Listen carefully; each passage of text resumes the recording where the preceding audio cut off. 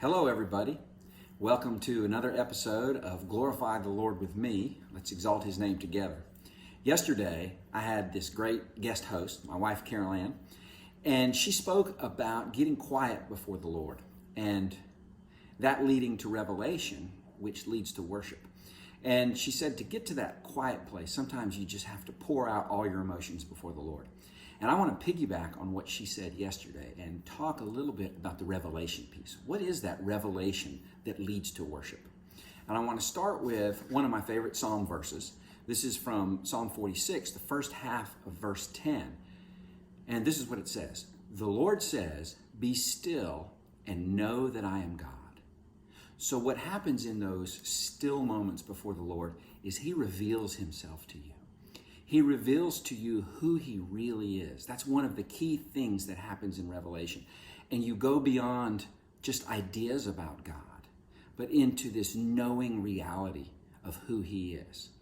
So that's one of the great things that happens in these quiet moments before the Lord. You find out who He is as He reveals it. Another thing, though, that He reveals is His perspective. And for that, I want to reference Psalm 36, verse 9, which says, "For with you is the fountain of life. In your light, we see light."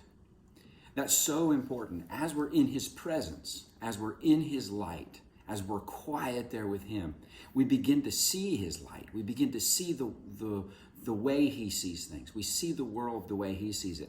And that totally changes the way we interact with things. So He reveals to us who He is. He reveals His perspective. And then what happens is this. This is Psalm 35, the first half of verse 10, that says, "My whole being will exclaim, 'Who is like you, Lord?'"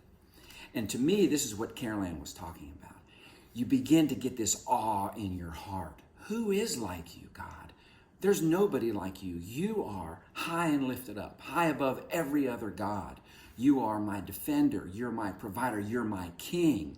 You're the creator. You're everything to me.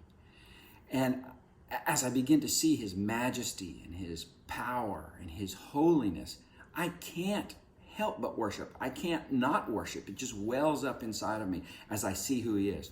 So as I've been urging you all week, worship the Lord this way. Declare that He is your God. Declare that He is your King. Declare that He is your provider and your defender, your rock and your redeemer. And as you do these things, you're enthroning Him as King of your life. You're enthroning Him in your heart. And I promise you, as you do this, you'll see more and more of Him in your life. So I encourage you with that. Get quiet before the Lord. Let Him reveal who He is to you. And then watch your heart just be filled with awe and worship. Thank you. We'll talk again on Monday.